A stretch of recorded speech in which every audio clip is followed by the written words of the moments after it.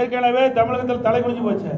எங்க தலை நிமிர்ந்தே இருக்குது, தலை தொங்கி போச்சு, நிமிர்ல தலை தொங்கி காட்சி அளித்துக் கொண்டிருக்குது. உங்கள் ஊடகத்திலையும் பத்திரிகைகளும் பாருங்க, நாள்தோறும் செய்தி பாலியல் வன்கொடுமை நடக்காத நாளே இல்லை. அண்மையில் வட மாநில தொழிலாளர்கள் அந்த குடும்பத்தைச் சேர்ந்தவர்கள் இன்றைக்கு 3 பேர், குழந்தை, ஒரு பெண், ஒரு ஆண், 3 பேர் இறந்திருக்கிறாங்க. அதோட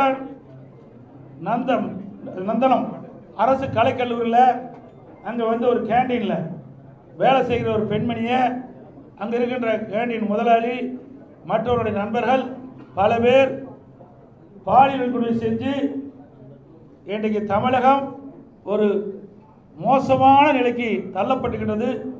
இதைத்தான் நான் சொன்னேன், தலை நிமிர்ந்து இல்லை, தலை குனிஞ்சு போய் தொங்கி போயாச்சு.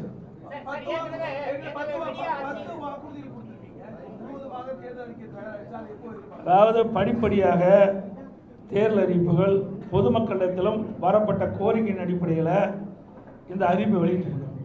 நிறைய அறிவிப்புகள் வந்திருக்குது. எங்களுடைய தேர்தல் பணிக்குழு அதையெல்லாம் சரிபார்த்து இறுதியாக பட்டியலாக நான் வெளியிடுவோம். மேலும் பல அறிவிப்புகள் வரும்.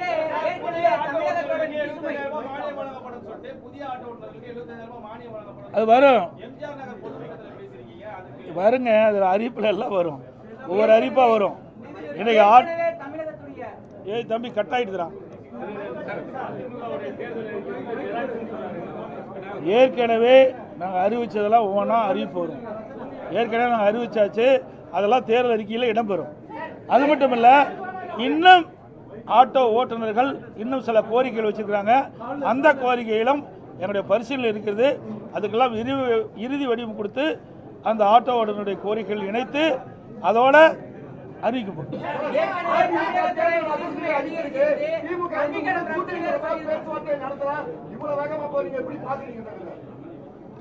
இதே ஊடக நண்பர்கள், பத்திரிகை நண்பர்கள் எங்களை எல்லாம் எப்படி கிண்டல் கேள்வி சொன்னீங்க, இப்போ நீங்களே அந்த கேள்வி கேட்டீங்க.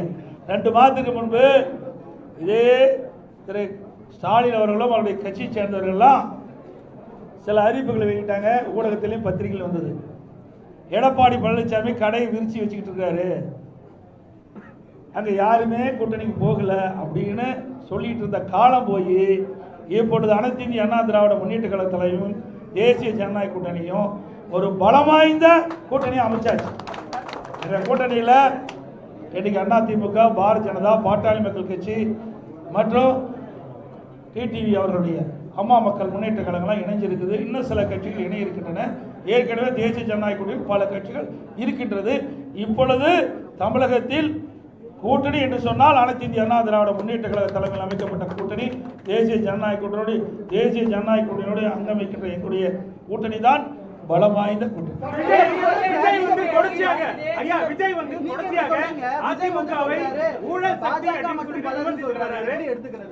ஏங்க அவரு வெளியில் வந்து பொது வெளியில் வந்து பார்த்தா தாங்க தெரியும். பொது வெளியிலே வரல. 72 நாள் கழிச்சு தான் ஒரு சம்பவம் நடந்து போச்சு. அந்த சம்பவத்தொட்டி 72 நாட்கள் ஒரு கட்சி தலைவரே வெளியே வரல. நாட்டில் என்ன நடக்குதுன்னு தெரியல. எந்தெந்த கட்சியோட கூட்டணி இருக்குன்னு தெரியல. எந்த கட்சி தேர்தலில் தலைமை தாங்கன்னு தெரியல. அதை வச்சே நாங்கள் என்ன செய்யுது? அவருக்கு ஒன்றுமே தெரியாத போது எங்களை கேள்வி கேட்டால் அவர்கிட்ட போய் கேள்வி கேளுங்க. ஏற்கனவே அனைத்து இந்திய அண்ணா திராவிட முன்னேற்ற கழகம் கூட்டணி அமைக்கின்ற பொழுது ஐசிசி சோழா ஹோட்டலில் தெளிவுபடுத்தினார்.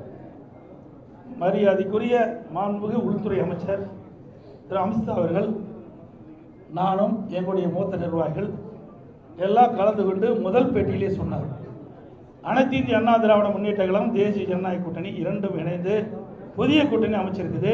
இந்த கூட்டணிக்கு அனைத்து இந்திய அண்ணா திராவிட முன்னேற்ற கழகம் தலைமை தாங்கும். இந்த கூட்டணி தேர்தலில் வெற்றி பெற்று ஆட்சி அமைக்கும். அதிமுக ஆட்சி அமைக்கும். எங்களுடைய கூட்டணியுடைய வேட்பாளர் இபிஎஸ் தெளிவுபடுத்தியாச்சு. முதலமைச்சர் வேட்பாளர் இபிஎஸ்னு. இது அவர் டிவியில் பார்க்கல, தொலைக்காட்சியில் பார்க்கல, பார்க்கறதுக்கு நேரம் இல்லை, மக்களை பார்க்கறதும் இல்லை, தொலைக்காட்சியில் பார்த்து தெரிஞ்சுக்கல, ஒன்றுமே தெரியாததை வச்சு எங்கிட்ட கேள்வி கேட்கணும். புரியுதுங்களா? தெரிஞ்சிருந்தா பரவாயில்ல. ஒரு கட்சியுடைய தலைவர் எல்லாம் தெரிஞ்சிருக்க வேணும். தெரியாம அறியாம பேசிட்டு இருக்காரு. நாட்டில் நடக்கிற நிலவரம் என்னன்னே தெரியல. இப்படி ஒரு தடவையாவது இப்படி பிரஸ் மீட் காட்ட சொல்லுங்க, புரிஞ்சுக்கிட்டோம். நாட்டில் உங்களை போல் இருக்கிற நிருபர்கள் கேட்கின்ற கேள்விக்கு பதில் சொன்னா தான் வெளியில என்ன நடக்குன்னு அவர் புரிஞ்சுக்கணும்.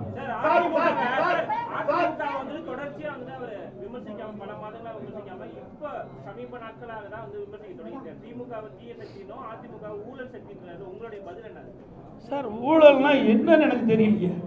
ஊழல் சக்தினா என்ன, யார் குறிப்பிட்டு சொல்றாரு? நீங்களா ஒரு கற்பனை பண்ணிக்கிட்டு இவர் தான் சொல்றீங்க. தீய சக்தி ஊழல் சக்தி யாரை குறிப்பிட்டு சொல்றாரு? குறிப்பிட்டு சொன்னா தானே சொல்ல முடியும். எங்களெல்லாம் ஊழல் சொல்றதுக்கு வழியே கிடையாது. மாண்பு அம்மா அவர்களை ஏற்றுக்கிட்டார். ரோல் மாடல் அம்மா பேரை சொன்னாரா இல்லையா? புரட்சி தலைவர் எம்ஜிஆர் மாண்பு அம்மா ரோல் மாடல் சொல்லியாச்சு. எங்களுடைய அதிமுக ஆட்சி நான் முதலமைச்சராக இருக்கும்போது என் மீது ஊழல் குற்றச்சாட்டு சொல்லி நீதிமன்றம் போய் நீதிமன்றத்தில் நிரபராதின்னு வந்திருக்கிறேன். எப்படி ஊழல் சொல்ல முடியும்? யார் கூட வச்சிருக்கிறாரு? அவர் கூட அதிமுக ஒருத்தர் வெளியில் போய் ஊழல் அந்த யார் உங்களுக்கு சேர்ந்திருக்கான்னு தெரியும், நான் பெயர் சொல்ல விரும்பல. தாவேக்காவில் போய் சேர்ந்திருக்கார். அவர் ஊழல் குற்றச்சாட்டில் புரிஞ்சு ஜெயிலிருந்து வெளியே வந்தாரா இல்லையா? அப்போ யாரோட கூட்டணி வச்சிருக்காரு? ஆக எங்களை குறிப்பிட்டு சொன்னால் அதுக்கு உண்டான பதில் நாங்கள் தெளிவாக சொல்லுவோம். நிறைய பதில் இருக்குது எங்களுக்கு, ஒன்றும் பதில் இல்லாதெல்லாம் இல்லை. இது பொன்விழா கண்ட கட்சி 31 ஆண்டு காலம் ஆட்சி புரிந்த கட்சி. நீங்கள் 31 ஆண்டு காலம் ஆட்சி புரிந்த கட்சிங்க.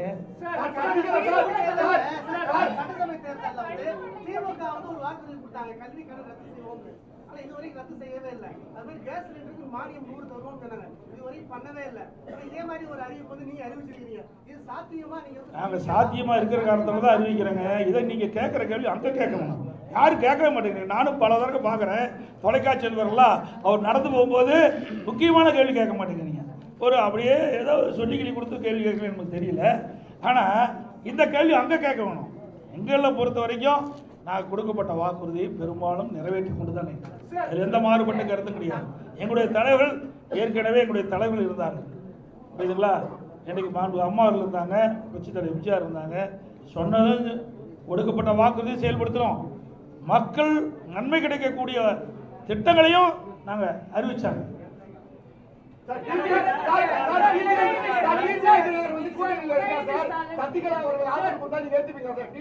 சார் அதெல்லாம் ஏற்கனவே முடிஞ்சு போச்சு. அதை ஏன் திருப்பி பேசிட்டா? சார் நான் ஏற்கனவே தெளிவுபடுத்திட்டேன்.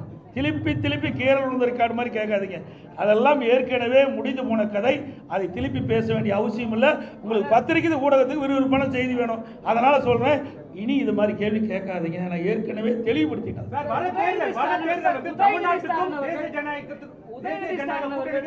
தேர்தல், அதனால மக்கள் பார்த்து வாக்களிங்கன்னு சொல்லிட்டு முதலமைச்சர் சொல்லக்கூடிய அந்த பிரச்சாரத்தை நீங்க எப்படி பாக்குறீங்க? ஏற்கனவே நான் சொன்ன ஒரு பொம்மை முதலமைச்சர், திறமையற்ற முதலமைச்சர், ஒரு கட்சிக்கு தலைவராக இருக்கார் திமுக தலைவர். அதுவே ஒரு வேதனையான விஷயம் தான். நல்லா சிந்திச்சு பாருங்க. இது எந்த எலெக்ஷன் இருக்குது? இது தமிழ்நாட்டில் யார் ஆட்சிக்கு வரணும், யார் ஆட்சிக்கு வரக்கூடாதுன்னு நடக்கிற தேர்தல். புரிஞ்சுக்கிட்டீங்களா? ரெண்டாவது, எங்களுடைய கூட்டணிக்கு தெளிவுபடுத்தியாச்சு. திருப்பி சொல்றேன், எங்களுடைய கூட்டணி அதிமுக தான் கூட்டணிக்கு தலைமை தாங்கும். அதிமுக எங்களுடைய கூட்டணி வெற்றி பெற்று அதிமுக ஆட்சி அமைக்கும். இதுக்கு மேல என்ன வேணும்? தேசிய கூட்டணி எங்களை சொல்றதுக்கு எதுவுமே இல்லைங்க. எங்க மீது எந்த புகாரும் சொல்றதுக்கு ஸ்டாலின் கிட்ட சரக்கு இல்லை. அதனால வேற ஒருத்தர் பிடிச்சிட்டு சொல்லிட்டு இருக்காரு. இங்க ஆளுநர் அதிமுக ஏற்கனவே முடிவு செய்யப்பட்டு விட்டது. எங்களை பத்தி சொல்லுங்க, நாங்க பதில் சொல்ல தயார். முடியலையே, இருந்தா தானே சொல்ல முடியும்.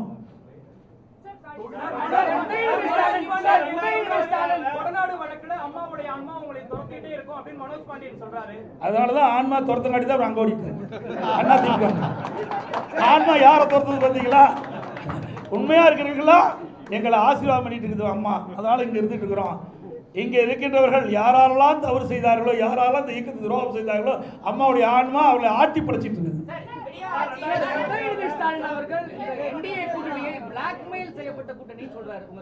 அவங்களுக்கு ஒரு வாய்ப்பு கொடுங்க.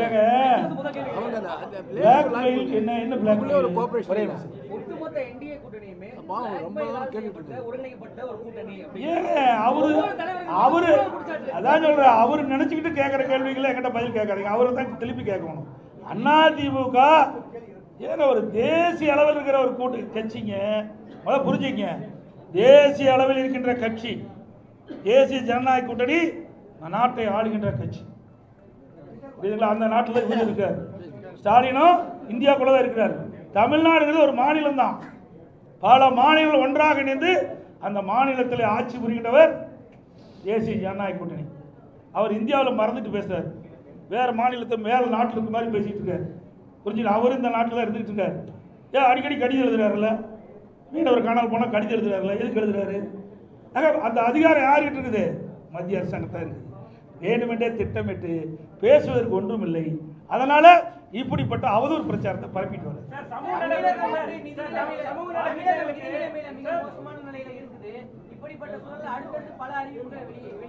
ஏங்க, நாங்க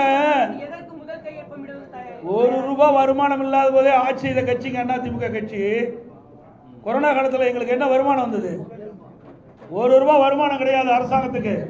அந்த காலகட்டத்தில் கூட வரி வருவாய் இல்லாமலேயே ஆட்சி புரிந்த கட்சி அதிமுக கட்சி.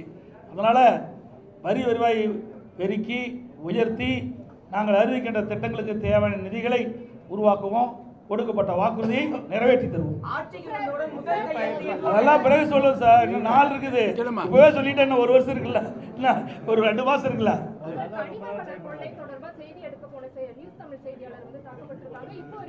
அதாவது எங்களுடைய கட்சி சேர்ந்தவர்கள் தாக்கப்பட்டவர்கள் நேரடியாக போய் ஆறுதல் சொல்லிட்டு வந்தாங்க. மருத்துவமனைக்கு நேரடியாக போய் எங்களுடைய இயக்கத்தை சேர்ந்தவர்கள் அந்த பாதிக்கப்பட்ட நிருபர்களை சந்தித்து ஆறுதல் கொடுத்துட்டு இருந்தாங்க. நாங்கள் தான் ஏற்கனவே வன்மையை கண்டிச்சுட்டு இருக்கிறீங்க. நீங்கள் ஊடக நபர்கள் பத்திரிகை நபர்கள் அவர் தூக்கி பிடிச்சிட்டு இருக்கிறீங்க. அதனால தான் உங்களை அடிக்கிறாங்க. புரியுதா? தப்பாக நினைக்க வேண்டாம், யாரும் தவறாக நினைக்க வேண்டாம். அந்த கட்சி அப்படிப்பட்ட கட்சிங்க. திமுக கட்சி அப்படிப்பட்ட கட்சி. தயவு செய்து இனிமேலாவது உண்மை செய்தி வெளியிடுங்க. அன்போடு உங்களை வேட்டிக்கிடுங்க.